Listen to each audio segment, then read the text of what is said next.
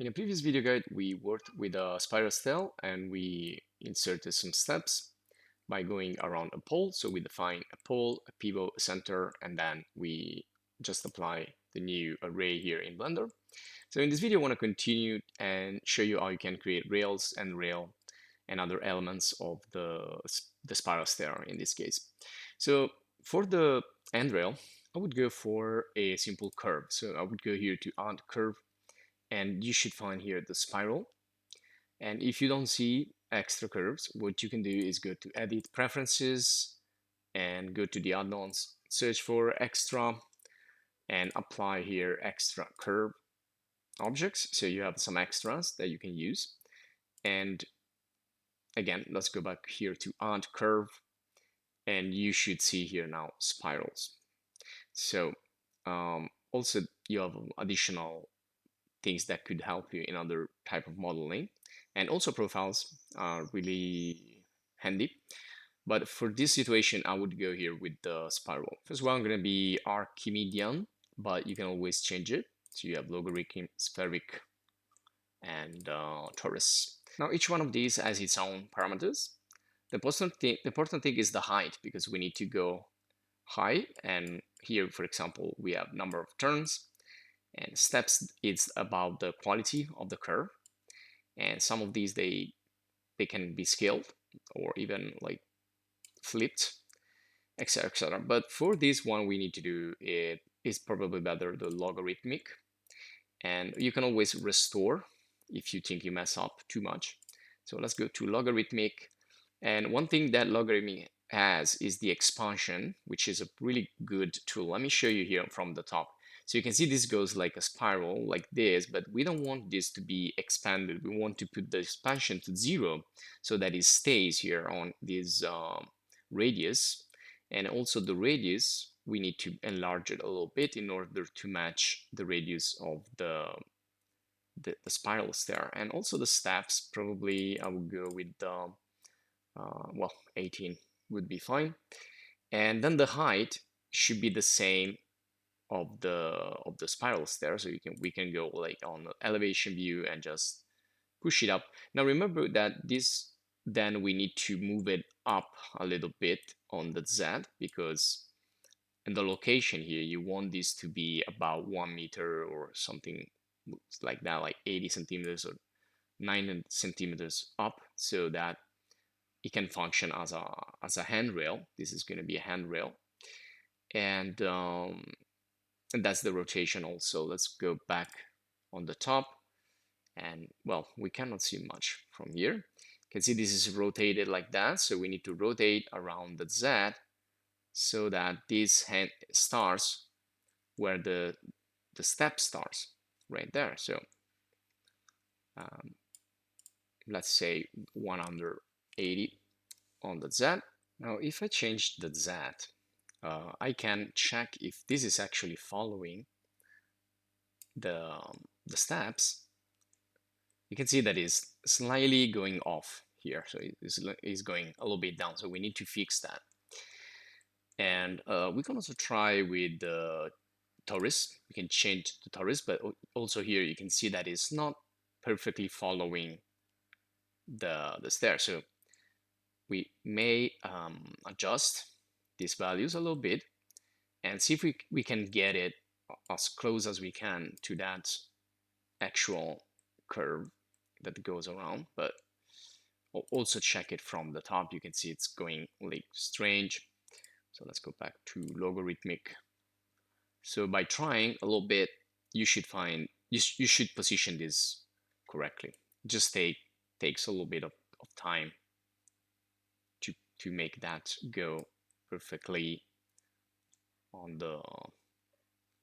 that spots. And otherwise, instead of using this, we're gonna use the proportional modification. Okay, so we are still in edit mode. So once I think I'm quite near the result I want, I can delete some of these vertices. So let's say I delete these vertices right here. Okay, and now I can go in a closer attention and I can use the proportional here, so I can try to fix. And if you have like the exact amount of point, you can do this even better. Let me turn off the snap. Okay, so this line should pass basically near all these corners. So you need to have like a reference that you can use, and you want that line to pass near those reference points. So it's kind of fixing this in a manual way, let's say in a artisan way. Okay, but this is just one technique, and there are also other possibilities.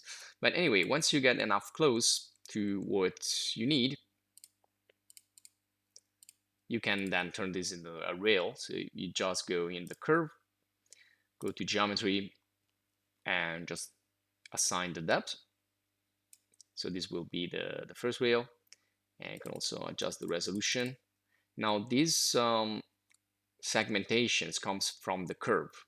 So you either change the number of steps in the curve, or you go right click, set spline type, and go to well, NURBS. So these become like control vertices. And probably I need one more here. You see it's missing one. So I will just need to extrude an extra one. So you can do like extrude to cursor. You can, you know, make this however you want. You can also draw if you want. Okay, and probably also up here. So deselect, select this other one. So you can go on the top view and extrude to cursor and click somewhere around here. Okay, so this would be one rail that we develop, and of course you can use it as a handrail if you push it up a little bit, and we increase the thickness, and it looks a little bit wiggly. So if I go to edit mode, instead of like creating more of this, I'm going to delete some of the vertices. So since now I've turned this into a Bezier, if I delete some of these, won't be a problem. So if I press X, delete those vertices, the curve will be, let's say, less wiggly, more precise. Okay, don't delete too much, otherwise, well, you just need to rearrange the various vertices here. Okay, want to make sure that you have kind of a let's say circular movement going up. Okay, so once you have one, you can also duplicate this just by going Ctrl C, Ctrl V, and maybe you can do this little thinner here in the bevel. Okay, or you can do the array, of course. So if I get one of these, I can go to modifier, set up an array, and it's going to go on the Z direction, and of course it's going to be a shorter distance. Okay, so you can create this, or you can also create posts. So I'm gonna put like a post, simple post here at the beginning. So I'm gonna add, let's say I'm just gonna add a simple cylinder. Actually, I'm gonna go from here. So I'm gonna draw it on the base of the model. I'm gonna hold here the Control and Shift and go up. Okay, and then let's just fix this. Now we're gonna turn off the proportional. Okay, so this will be like the first post, and then I need to put another one on the top. So this is, your design. You can do however you want, depending on the situation. You need to be a little bit flexible. And what I'm noticing here is, well, let's assume this is going to be the new level. You can see that this is going like a little bit too down in here. So to fix this, we need to make the whole thing editable. So I'm gonna just convert everything to a mesh. And once it's converted to a mesh, again, we're gonna get in the proportional editing here and try to pull this a little bit higher. So just take any faces from here, activate proportional editing, and push this up. But now we need to increase the proportional size more. You can see there until it goes like enough to fix all the rest of the stairs. Okay. And these like extra parts, we can now delete them. Since we are in edit mode, we can like clean up with the delete of the faces we don't need. Just run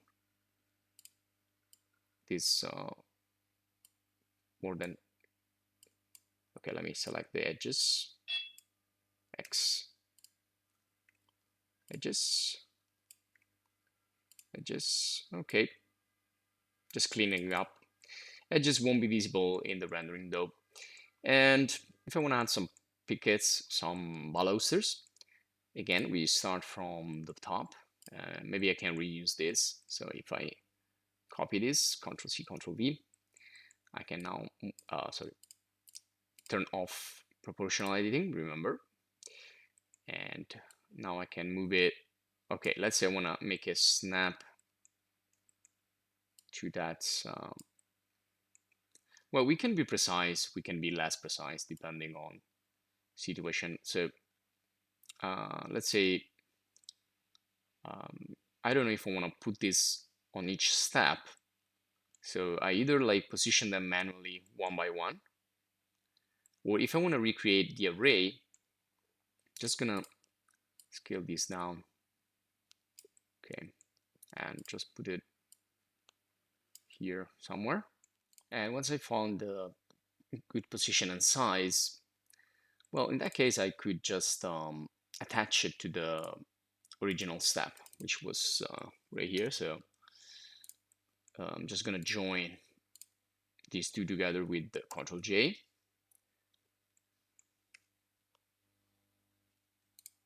Actually, I will invert, selecting the active object, the step, and then add the other element. And again, you can see that perhaps we need to fix this in some points because it's not precise. And so I'll try here again with proportional editing to adjust the curvature of this a little bit. Okay, so this will be it for this video guide. I hope it was useful to you to create and adjust super type of stair. And so if you like the video, please join the channel and support us, or just check out the video guys, and see you in the next.